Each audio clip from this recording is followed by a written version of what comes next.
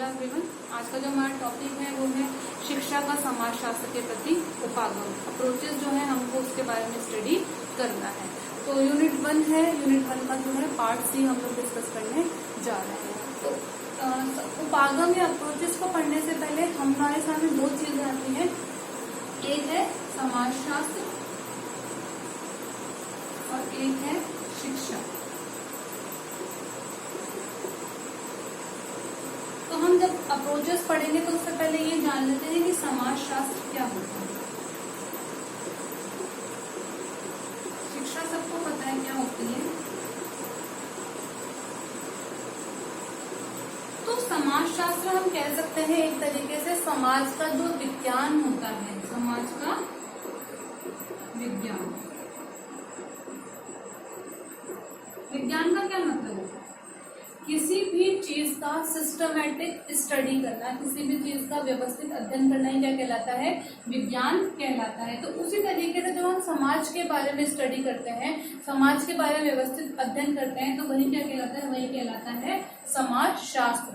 अब बात आती है कि हम समाजशास्त्र में किसके बारे में स्टडी करते हैं। तो समाजशास्त्र में नाम से समझ में आ रहा है कि हम लोग समाज से रिलेटेड जो है चीजें उनके बारे में स्टडी करते हैं। हम लोग स्टडी करते हैं मानव समाज जो है, ह्यूमन सोसाइटी जो है, उसके बारे में हम स्टडी करते हैं। हम समाज के जो रीति रिवाज है, जो कल्चर है, जो संस्कृति है, उनके बारे में स्टडी करते हैं। ठीक है, हम लोग स्टडी करते हैं रीति रिवाज के बारे में स्टडी करते हैं, और हम लोग स्टडी करते हैं कि समाज में कौन कौन सी प्रॉब्लम्स है, कौन कौन सी समस्याएं आई हुई है समाज में, उनके बारे में हम लोग स्टडी करते हैं। समाज से रिलेटेड जो समूह हैं, जो ग्रुप्स हैं समाज से रिलेटेड, जैसे हम लोग कह सकते हैं कि परिवार एक समूह है, स्कूल एक प्रकार का समूह है। तो समूह है जो समाज से रिलेटेड जो ग्रुप्स हैं उनसे रिलेटेड हम लोग स्टडी करते हैं। तो ओवरऑल हम समाज के बारे में जब स्टडी करते हैं, समाज से रिलेटेड चीजों के बारे में जब स्टडी करते हैं, तो वो ही क्या कहलाता है? वही समाजशास्त्र कहलाता है। समाज के बारे में व्यवस्थित अध्ययन करना ही समाजशास्त्र कहलाता है। और शिक्षा सबको पता है कि ओवरऑल डेवलपमेंट करना, पर्सनालिटी का बिहेवियर में चेंज लेकर के आना, वही क्या कहलाता है? शिक्षा।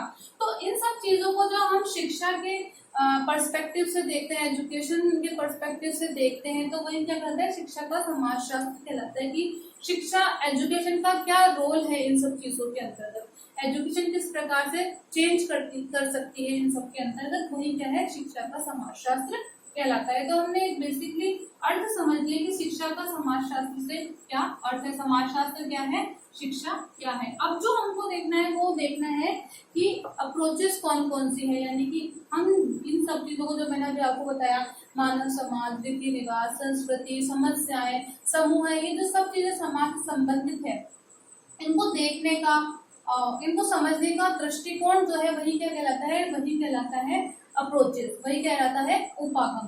तो वो तो उपागम समाज से संबंधित दिए गए हैं, वो हमारे सिलेबस में 3 उपागम दिए गए हैं या 3 अप्रोचेस दी गई है। ठीक है, तो कौन कौन से दिए गए उपागम? तो सबसे पहले दिया गया है सिंबॉलिक इंटरेक्शन। सिंबॉलिक इंटरेक्शन का मतलब हुआ प्रतीकात्मक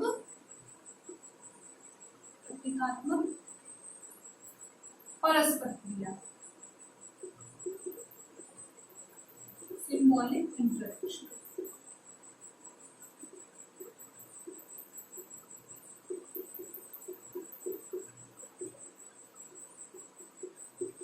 ये है पहली अप्रोच। सेकंड जो दी है वो दी है संरचनात्मक प्रकारवाद। इसको कहते हैं स्ट्रक्चरल फंक्शनलिज्म।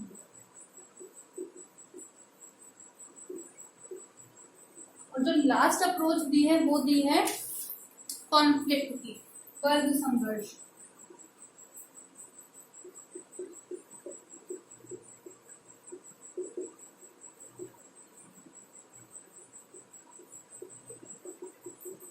तो ये हमने पढ़ी हुई है, मैंने कल आप लोगों को वीडियो दिया था, जो कार्ल मार्क्स की थ्योरी है वर्ग संघर्ष का जो सिद्धांत था, वो हम लोगों ने ये पढ़ा हुआ है।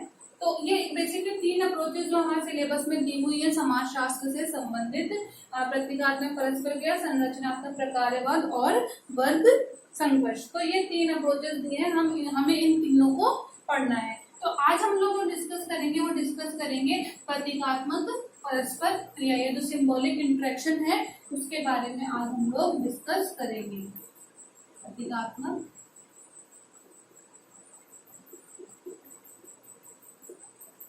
परस्पर क्रिया।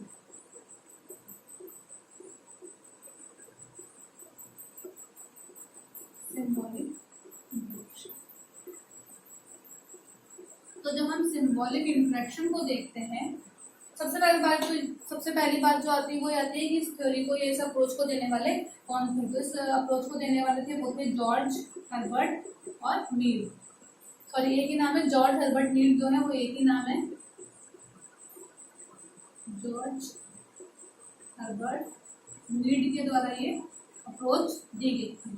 तो इस अप्रोच को जब हम देखते हैं तो 2 वर्ड हमारे सामने आते हैं। सबसे पहले एक आता है सिंबल, दूसरा आता है इंटरेक्शन।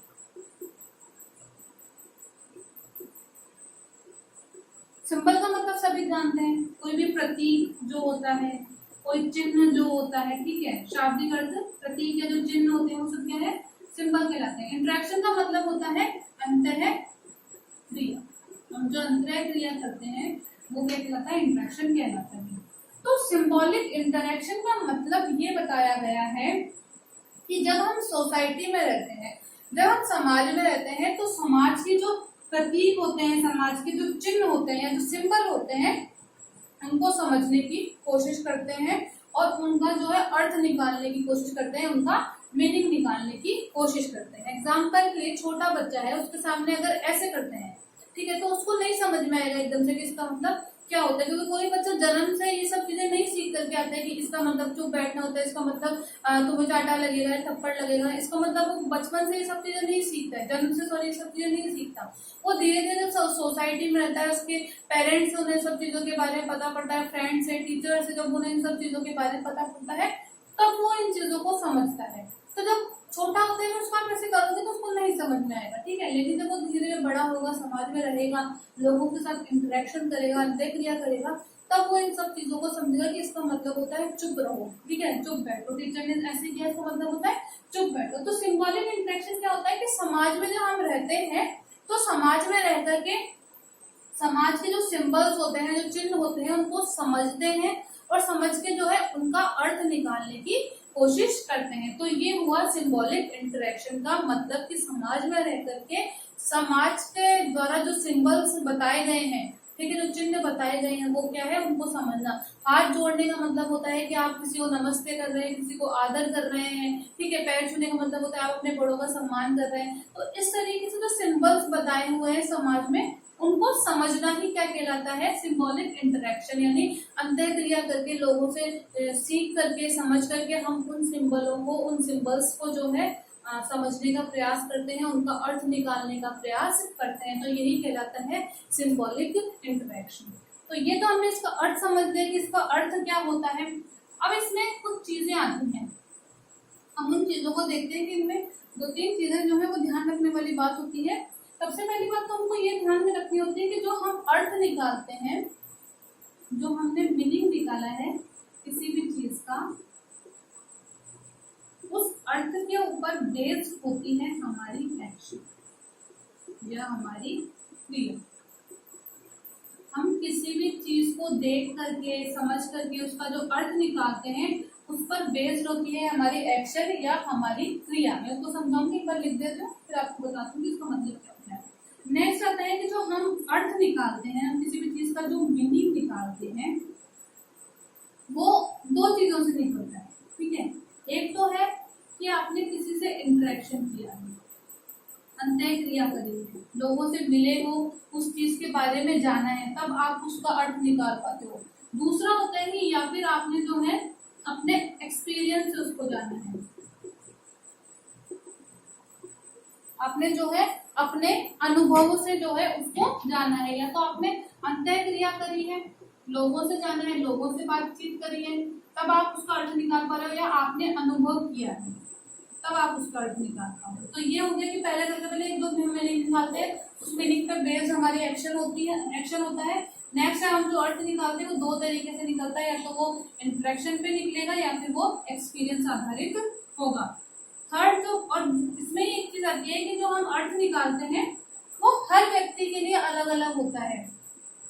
ठीक है, हर व्यक्ति के लिए क्या है, अलग अलग होता है। मैंने किसी चीज का जो अर्थ निकाला, जरूरी नहीं कि आप भी उस चीज का वही अर्थ निकालोगे। तो हम किसी भी चीज का जो अर्थ समझते हैं वो हर व्यक्ति के लिए अलग होता है। मेरे लिए जो होगा जरूरी नहीं वो आपके लिए भी होगा। थर्ड जो इसके अंतर्गत बात आती है वो ये आती है कि जो अर्थ हम चीजों का निकालते हैं, जो हम मीनिंग चीजों का निकालते हैं, वो बदलता रहता है। मीनिंग जो है वो चेंज होता है। तो यहाँ पर ये वाली बात ध्यान रखने वाली है कि जो किसी चीज का जब हमने अर्थ निकाल लिया तो ऐसा नहीं कि हमेशा वही अर्थ हमारे दिमाग में रह गए, हम उसी अर्थ को मान के चलेंगे। अर्थ जो है हमेशा बदलता रहता है। तो प्रतीकात्मक और परस्पर क्रिया में तीन चीजें आती हैं। सबसे पहली जो आती है कि किसी भी चीज का जो मीनिंग है उस पर बेस्ड हमारी एक्शन होता है। नेक्स्ट है कि हम जो अर्थ निकालते हैं वो दो चीजों से होकर के निकलता है, या तो हमने किसी के साथ इंटरेक्शन किया है या हमको अनुभव हुआ है। थर्ड है कि हमारा जो एक्शन है, हमारा जो अर्थ है वो हमेशा बदलता रहता है। अब एग्जाम्पल से हम उसको समझते हैं कि इसका मतलब क्या हुआ। एक एग्जाम्पल हम छोटा सा लेते हैं सिर्फ इसको समझने के लिए, कि एक शॉप है, उस शॉप से जो है आप हमेशा सामान खरीदते हैं। तो आपने उसका वहां पर ये अर्थ लगा रखा है कि उस शॉप से जो हम सामान खरीदते हैं उसकी क्वालिटी जो है हमेशा अच्छी आती है, वहां पर अच्छा सामान मिलता है। तो यहाँ पर हमने अर्थ लगाया कि उस शॉप पर अच्छा सामान मिलता है। उस पर बेस्ड आपकी एक्शन क्या होगी कि आप हमेशा वहीं पर जाकर के सामान खरीदोगे। ठीक है, समझ रहे हो कि यहाँ पर हमने मीनिंग निकाला कि सामान अच्छा मिलता है वहां पर, तो हमारा एक्शन उस पर बेस्ड है कि सामान अच्छा मिलता है तो हम हमेशा वहीं से सामान लेंगे। हमारा एक्शन हो गया हमारे मीनिंग पर बेस्ड। सेकंड बात आती है कि अर्थ हम दो चीजों से निकालते हैं, तो इंटरेक्शन या एक्सपीरियंस। तो आपने ये जो अर्थ निकाला कि उस शॉप पे अच्छा सामान मिलता है, तो ये आपने दो चीजों से निकाला कि या तो आपने किसी के साथ इंटरेक्शन किया है, या तो आपको किसी ने ये बात बताई है कि वहां पर अच्छा सामान मिलता है, लोगों से आपने सुना है, या फिर हो सकता है कि आपने खुद एक्सपीरियंस किया है, आपने खुद वहां से सामान खरीदा। आपने जब सामान खरीदा तो आपको सामान अच्छा लगा, उसकी क्वालिटी अच्छी लगी। तो दो चीजों से अर्थ निकला कि या तो आपने लोगों से सुना है, इंटरेक्शन किया है, या फिर आपने अनुभव किया है या एक्सपीरियंस किया है खुद से। तो अर्थ जो है हम दो चीजों से दो बातों से निकाल सकते हैं, या तो इंटरेक्शन या एक्सपीरियंस से।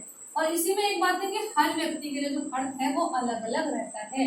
यानी कि यहाँ पर अगर आप ये सोच रहे हैं कि उस शॉप पर अच्छा सामान मिलता है, वहाँ की क्वालिटी अच्छी है, तो जरूरी नहीं कि हर व्यक्ति यही सोचे कि वहां पर जो सामान मिलेगा वो अच्छा ही मिलेगा।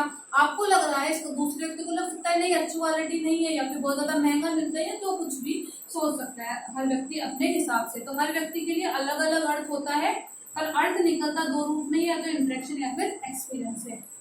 नेक्स्ट बात जो आती है कि अर्थ जो है वो बदलता रहता है, चेंज होता रहता है। ये कैसे होगा? जब आपने सामान लिया, अब तक आप सामान ले रहे थे, आपको क्वालिटी अच्छी मिल रही थी, आपका दिमाग में बात बैठ रही थी कि अच्छा सामान मिलता है, तो आप हमेशा वहीं से सामान लेते थे, एक्शन हो गया ये आपका। ठीक है, अब क्या हुआ, जब आपने सामान लिया तो आप कुछ बार से नोटिस कर रहे हो कि वहां पर सामान अच्छा नहीं मिल रहा, मतलब क्वालिटी जो है उन लोगों ने डाउन कर दी है, या अच्छी क्वालिटी का सामान नहीं आ रहा है। तो फिर अब आपके दिमाग में क्या बात आएगी? आपके दिमाग में ये बात आएगी कि हाँ, अब वहां पर सामान अच्छा नहीं मिल रहा है, तो अब जो है वहां से सामान नहीं लेंगे। तो आपने यहाँ पर क्या है, अपना मीनिंग बदल दिया। यानी पहले जो मीनिंग था दिमाग में कि वहीं से सामान लेना है क्योंकि अच्छा मिलता है, अब जो है वो चेंज हो गया क्योंकि क्वालिटी अच्छी नहीं मिल रही है।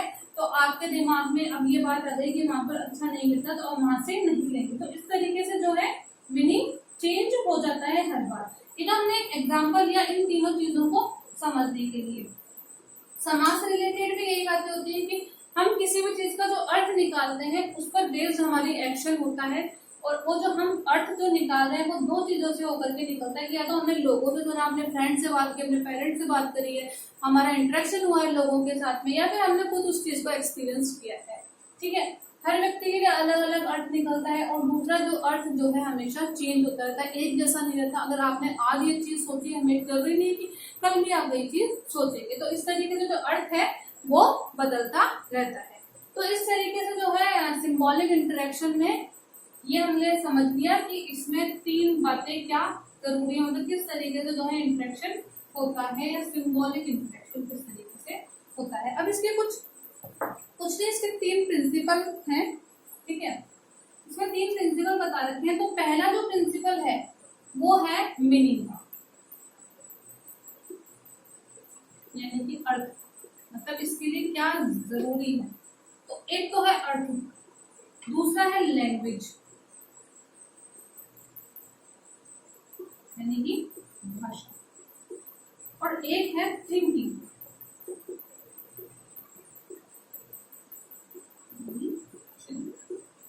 तो सिंबॉलिक इंटरेक्शन के लिए क्या जरूरी है? सिंबॉलिक इंटरेक्शन के लिए जरूरी है कि आपको किसी ना किसी चीज का मीनिंग समझना होगा, सिंबल्स का आपको अर्थ समझना होगा। समाज में जो सिंबल्स हैं उनका हमको अर्थ समझना होगा, सबसे जरूरी ये है। दूसरा है कि हमको अर्थ समझने के लिए किसी न किसी लैंग्वेज की जरूरत होगी। हम तब तक अर्थ नहीं समझेंगे जब तक हमको कोई लैंग्वेज नहीं मिले। तो अर्थ समझने के लिए क्या है, लैंग्वेज का होना जरूरी है। दूसरा है थिंकिंग यानी कि चिंतन, जो आपने सोचा, जो आपने समझा, उसके ऊपर विचार करना, उसके ऊपर चिंतन करना, उसके ऊपर सोचना, ठीक है। किसी भी सिंबल का हमने जो अर्थ निकाला उसके बारे में हम सोचेंगे, उसके ऊपर विचार करेंगे, वही क्या है, थिंकिंग। तो ये 3 प्रिंसिपल जो है वो है सिंबॉलिक इंटरेक्शन के, कि किसी भी चीज का अर्थ निकालना, उसकी भाषा, अर्थ निकालने के लिए भाषा और चिंतन करना। तो ये हमने जो है सिंबॉलिक इंटरेक्शन को समझ लिया। इसमें जो है समझने लायक कुछ इतना ही था, बाकी कुछ बहुत ज्यादा टफ नहीं, इतनी छोटी सी थ्योरी है। तो ध्यान रखने वाली बात क्या है कि दिया किसने था, तो जॉर्ज हर्बर्ट मीड के द्वारा दिया गया था, ठीक है। एक माइक्रो लेवल थ्योरी है, मैंने आपको शायद बताया नहीं, ये एक माइक्रो लेवल थ्योरी है। माइक्रो लेवल थ्योरी का मतलब ये है कि ये जो है एक छोटे लेवल की थ्योरी है, सूक्ष्म जो कहते हैं छोटे लेवल की, क्योंकि यहाँ पर हम लोग जो बेसिकली बात करते हैं वो सिर्फ इंटरेक्शन की बात करते हैं कि सिंबल के आधार पर जो इंटरेक्शन है उसकी हम लोग यहाँ पर बात करते हैं। तो यहाँ पर ये वाली बात इंपॉर्टेंट है, ये वाली बात ध्यान रखने वाली है कि ये माइक्रो लेवल थ्योरी है, सूक्ष्म थ्योरी है, छोटे लेवल की थ्योरी है, ठीक है। तो जॉर्ज हर्बर्ट मीड के द्वारा दी गई थी माइक्रो लेवल थ्योरी है। हम किसी भी चीज का जो है मीनिंग निकालते हैं, इसके अंतर्गत मीनिंग जो है हम 2 चीजों से निकाल सकते हैं, या तो हमने वो अंतःक्रिया करी है, हमने इंटरेक्शन किया है, या फिर हमने वो चीज एक्सपीरियंस की है, हमने वो चीज अनुभव की है। तो बस ये 2-3 बातें इसके अंतर्गत ध्यान रखने वाली है, बाकी कुछ ज्यादा ध्यान रखने वाला नहीं है। अगर आपको ये अभी ऐसे समझ में नहीं आया है तो आप लोग मुझे टेलीग्राम पर मैसेज कर दीजिएगा, मैं दोबारा इसको समझा दूंगी। इससे रिलेटेड जो भी आपको प्रॉब्लम हो वो आप मुझे बता दीजिएगा। नेक्स्ट जो हम अब देखेंगे वो हम देखेंगे स्ट्रक्चरल जो फंक्शनलिज्म है, संरचनात्मक प्रकारवाद जो है, उससे रिलेटेड आप लोगों को मैं वीडियो प्रोवाइड करवा दूंगी। ओके, आई होप आप लोगों को समझ में आए, और अगर कोई प्रॉब्लम हो तो आप लोग मुझे मैसेज कर देंगे। Okay, thank you.